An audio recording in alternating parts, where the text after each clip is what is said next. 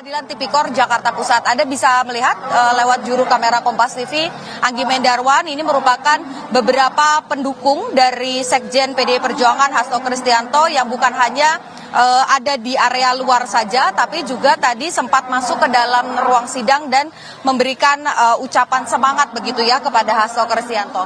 Tidak hanya itu, Bremana dan juga saudara, di tataran partai pun ini juga ada beberapa petinggi partai di tingkat DPP yang tadi saya lihat juga hadir di dalam ruang sidang, seperti misalnya ada Adiana Pitupulu, ada Deddy Sitorus, kemudian ada Jarod Saiful Hidayat, ini juga ikut hadir untuk memberikan dukungan. Tadi kita sudah bicara soal proses hukumnya, yang tentu kita perlu ketahui adalah soal politiknya. Karena lagi-lagi sebelum tadi meninggalkan Tipikor begitu, satu hal yang disampaikan oleh Hasto Kristianto adalah lawan karena ini merupakan politisasi hukum begitu. Kita akan berbincang dengan juru bicara PDI Perjuangan, Gus Romli. Selamat siang. Selamat siang.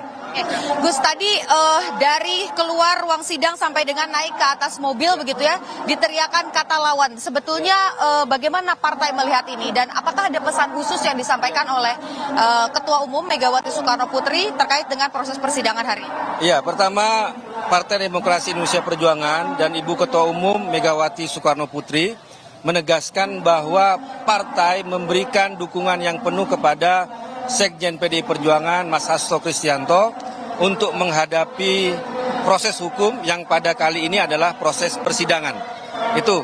Dan karena itu ditunjukkan dengan kehadiran beberapa ketua DPP yang tadi sudah hadir di sini.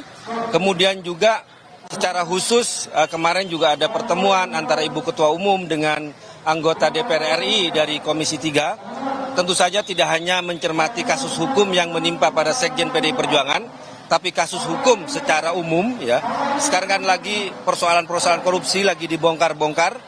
Nah, kalau dibandingkan dengan korupsi yang ada, kasus yang Mas Hasto Kristianto sebenarnya tidak layak untuk ditersangkakan kemudian didakwa.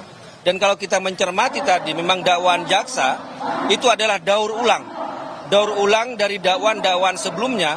Bahkan kalau bahasa saya itu hanya copy paste dari dakwaan sebelumnya yang sudah ada pengadilan, sudah ada putusan yang berkekuatan hukum tetap ingkrah, kemudian dimasukkan lagi. Misalnya cerita apa? Contohnya tuduhan jaksa bahwa katanya Sekjen PDI Perjuangan Mas Hasto Kristianto memerintahkan Harun Masiku untuk merendam HP melalui Nur Hasan. Kesaksian Nur Hasan di tahun 2020 sudah menyatakan bahwa bukan Hasto Kristianto yang menyuruh merendam HP, yang menelpon bukan. Tapi ada dua orang yang datang kepadanya dan memaksa dia nelpon Harun Masiku. Bukan Hasto Kristianto. Itu tahun 2020 sudah ada persidangannya, putusannya sudah ada. Artinya apa? Ini terus didaur ulang. Kemudian menuduh misalnya Mas Hasto Kristianto menyuruh Kusnadi merendam HP. Itu kesaksian Kusnadi sudah menyatakan nggak ada perintah merendam HP. HP nggak ada. Yang dimaksud adalah dia menenggelamkan pakaian setelah dia upacara, membuang sial. Tapi ini diulang-ulang terus oleh jaksa padahal saksi itu sudah membantah, putusan pengadilan sudah ada, tapi kenapa didaur ulang? Nah ini yang disebut ini kriminalisasi. Apa kriminalisasi itu?